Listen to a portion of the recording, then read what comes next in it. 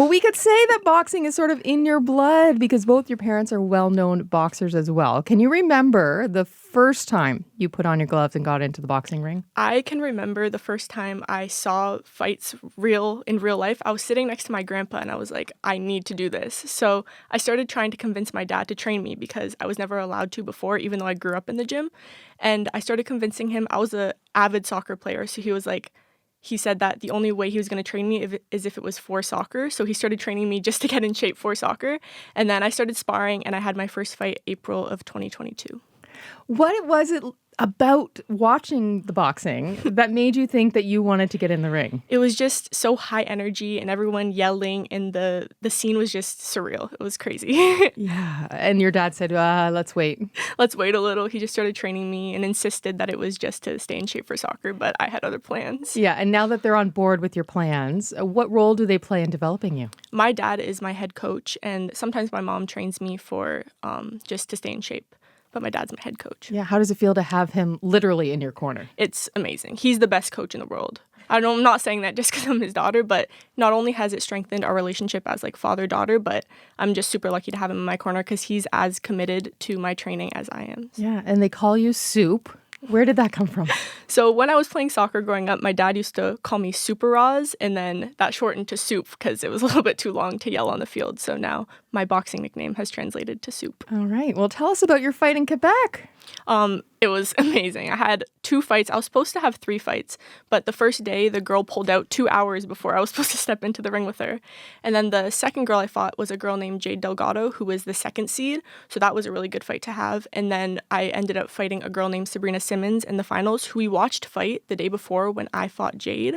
And she stopped her girl in the first round. So we knew that she was a strong puncher and that I needed to break in, move off the angles. And I was successful in doing that and ended up beating her. And she was the first ranked seed. So she was the national champion of last year. What was that moment like when the bell went? Oh, it was crazy.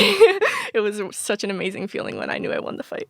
Yeah. Is it too soon for you to be thinking about the 2028 Olympic Games in Los Angeles? That's the goal. That is the goal. And how many fights do you put in a year? So right now I'm at 55 fights and I've been fighting for about 3 years. So the math, like just under 20 fights, something like that. 18. Yeah. And how does that compare to an average person fighting? I've had a lot of fights. Yeah, in it 3 sounds years. like a lot. How's your body holding up? It's good, thankfully. Yeah. Yes. Good. I'm healthy, thankfully. Aside from making sure you get in the ring often, what other things do you need to do to make sure that you're ready and on target for the Olympics? So I have a lot of people in my corner. I have my dad, who I train with, Josh Canty, who I train with in the mornings at 6:30 in the morning. I have Andre Georges, who's also one of my head coaches, who I train with multiple times a week. And then sparring at Superbad is the best work I can get. So I get my hard rounds at Superbad, which is in Detroit. So we just cross the border, and that's where you get the really good work at. So have you already worked out at 6:30 this morning? Not this morning. I got in late last night from That's going to make me feel really lazy. What is the boxing culture like here in Windsor? It's the best area for boxing. So we have Detroit right there. So we get good fights and good sparring over there. Probably half of my fights are in Detroit and then sparring 2 times a week. And then we have Toronto. That's not too far either. So GTA has a lot of great fights as well. But the area in Windsor that I think is also the best for boxing is Drouillard, which is actually where Border City is placed on. And if you drive down Drouillard, you'll see photos of my mom who's up on the wall. If you drive through there, you'll see Andre Georges, Josh Cameron, who are all fighters out of Border City, and they have their pictures on walls. Do you want to be on the wall? I would love to be on the wall. You're going to have to find an artist early on who can do the right depiction of you, because it would be great, but then if they miss the mark, then it's going to be bad. It's going to be real bad.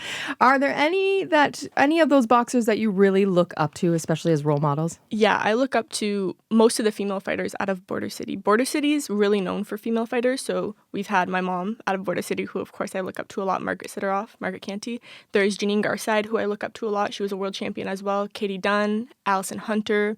So the female fighters I look up to a lot, but my favorite, I would say, fighter is probably Crawford. And why is that? He is crazy to watch, technically sound, super strong, super fast. And we actually met him when we went to Mary Spencer's fight in Montreal not too long ago, who's a world champion now as well. And we got to meet him there, and she won her fight, so it was crazy too. Yeah. Is it crazy meeting sort of the people that you admire?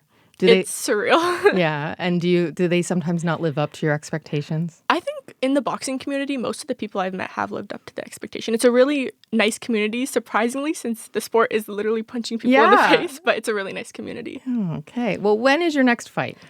So Border City is actually hosting a club show on June 28th, so at the end of this month, and I think I have a fight then, so I'm hoping people will come out and support, and we have a couple of other fighters on as well. What would you say to other young girls who, like you, want to get in the ring and whose parents say, okay, just hold on until we have to? I think that boxing is more important for girls. It teaches you to protect yourself. It gives you mental confidence to not be scared if you're alone out in a dangerous situation. It can give you the confidence to protect yourself. And I think even if you don't want your kid to fight, I think boxing is a skill that most people, especially girls, should learn. So I think it's important. Okay. One last question for you. What were you doing in Montreal? I was training with the national team at the INS because I got carded as one of 4 athletes in Canada for female fighters in Canada. So I'm top 4 female fighters out of all weight classes in Canada. So I got carded. So I have to go there multiple times to work on my training, get good sparring, and get assessed by the national team coaches. Amazing. Do you already have young female boxers watching you? I train a bunch of kids at the gym, and there's a couple of little girls that really look up to me, and I love that. I love that too.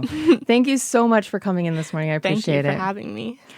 Rosalind Canty recently won a gold medal at the under-23 Canadian Championships in Quebec. She is the one to watch as we head towards the Olympics and start building our Canadian team. The time